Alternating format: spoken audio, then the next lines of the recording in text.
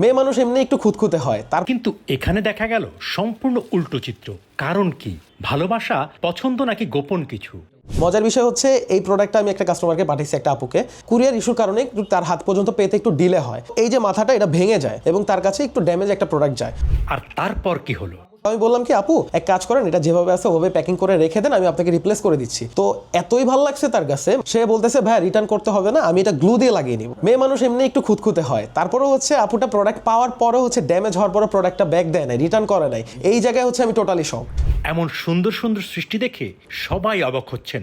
20 বছর আগে যেটা কল্পনা ছিল, আজ সেটা বাস্তব এক গল্প।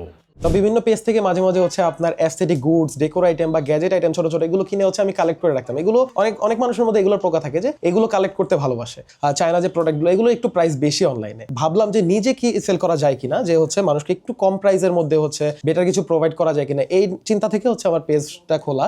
যখন বিজনেসের বয়স 2 মাস তখনই একটা জিনিস বুঝে গেছিলাম, চায়না থেকে প্রোডাক্ট ইম্পোর্ট করার একটা হচ্ছে যে প্রবলেম, যারা ক্ষুদ্র উদ্যোক্তা প্রি অর্ডার নিতে হয় কাস্টমারের কাছ থেকে, 15-20 দিন লেগে যায় চায়না থেকে প্রোডাক্ট আনতে। তো দেখতেছি আমরা কাস্টমার হারাচ্ছি। তো তখন থেকে ভাবতেছি এমন কিছু নিয়ে কাজ করতে হবে যেটা হচ্ছে স্টকের ভয় নাই, যেটা নিজে মেক করা পসিবল, নিজেরা প্রোডাকশন করা পসিবল। তো হুট করে দেখলাম অনলাইনে মিনিয়েচার বুকশেলফ সামনে আসলো, মিনিয়েচার বুকশেলফের একটা অ্যাড সামনে আসলো। এটা যখন আমি বানাইতে গেলাম ফার্স্ট টাইম, তখন হচ্ছে দেখতেছি এগুলোর কাজ হচ্ছে এত কমপ্লেক্স, মানে আমি রাত 4টা পর্যন্ত জায়গায় একটা মিনিয়েচার বুকশেলফ বানাইছিলাম, বাট এরকম ফিনিশিং তো ভুলেও সম্ভব ছিল না ওই সময়। তারপর আমি রাত 4টা পর্যন্ত জায়গায় একটা মিনিয়েচার বুকশেলফ বানাই। তখন আমার প্ল্যান ছিল না আমি এটা সেল করবো আমার পেজে। এই ম্যাটেরিয়াল অনেক ওয়েস্ট করার পর একদিন দেখতেছি আস্তে আস্তে ফিনিশিং বলেন, শেপ বলেন, আস্তে আস্তে পারফেক্ট হওয়া শুরু করলো।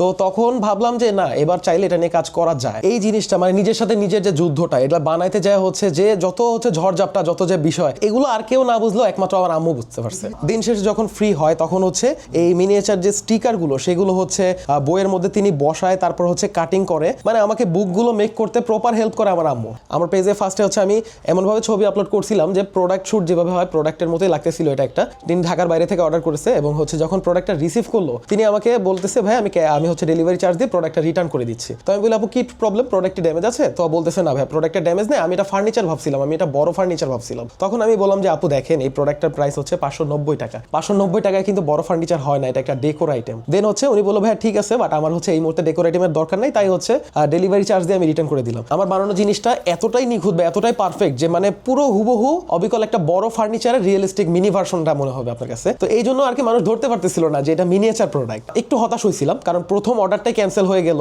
তারপর আমি কি করলাম, একদিন হচ্ছে বেঙ্গল বই এবং হচ্ছে বাতিঘর যে লাইব্রেরি, সেখানে গিয়ে হচ্ছে আমি প্রোডাক্ট এভাবে হাতে নিয়ে শুট করলাম। দেন হচ্ছে আমি পেজে আপলোড করলাম। এরপর থেকে দেখতেছি যে পেজে হুট করে দেখলাম একদিন হচ্ছে 100+ মেসেজ, আমি মেসেজে রিপ্লাই দিয়ে যাচ্ছি, মেসেজ শেষ হচ্ছে না। এই মিনিয়েচার বুকশেলফটা হাতে নিলে ফিল হয় যে এটা একটা লাইব্রেরি। এবং আমার বানানো বর্তমানে সবচেয়ে ছোট মিনিয়েচার বুকশেলফ এটা, হুবহু একটা বুকশেলফের যে ব্যাপার এটার মধ্যে সম্পূর্ণ যে বৈশিষ্ট্যটা এর মধ্যে ফুটে ওঠানোর চেষ্টা আমি করছি। এটার কনজিউমার মূলত হচ্ছে বুক লাভার, বই প্রেমী যারা আছে, এবং এটার মোস্ট কনজিউমার হচ্ছে প্রিয়জনকে যারা গিফট দিতে যাচ্ছে, বয়ফ্রেন্ড গার্লফ্রেন্ডকে গিফট করতে চাচ্ছে। এটা যারা একবার হাতে নিচ্ছে তাদের মধ্যে একটা প্রাইসলেস ফিল একটা পাচ্ছে তারা। অনেকে মিনিয়েচার বুকশেলফ বানাচ্ছে গতানুগতিক ধারা থেকে একটু ব্যতিক্রমী কিছু করার জন্য হচ্ছে আমি এই জিনিসগুলো অ্যাড করছি। একটা ডিফারেন্ট একটা ভাইব দেয় জিনিসটার মধ্যে, এই কারণে হচ্ছে এগুলো মানে সবার থেকে একটু ডিফারেন্ট কিছু করার জন্য আমার এগুলো অ্যাড করা। আমি যখন দেখতেছি এই প্রোডাক্টটা হচ্ছে চায়নাতে অ্যাভেলেবেল, আমি চায়না থেকে এটা ইম্পোর্ট করা শুরু করলাম এবং আমি আমার মিনিয়েচার বুকশেলফে এটা বসানোর পর দেখতেছি অনেক ম্যাচ করতেছে জিনিসটার সাথে, অনেক রিলেটেবল একটা জিনিস, সবকিছুই যেন এটার মধ্যে আছে। এরকম ব্যাপারটা ফুটে ওঠার জন্য হচ্ছে আমি এই জিনিসটা বানাইছি।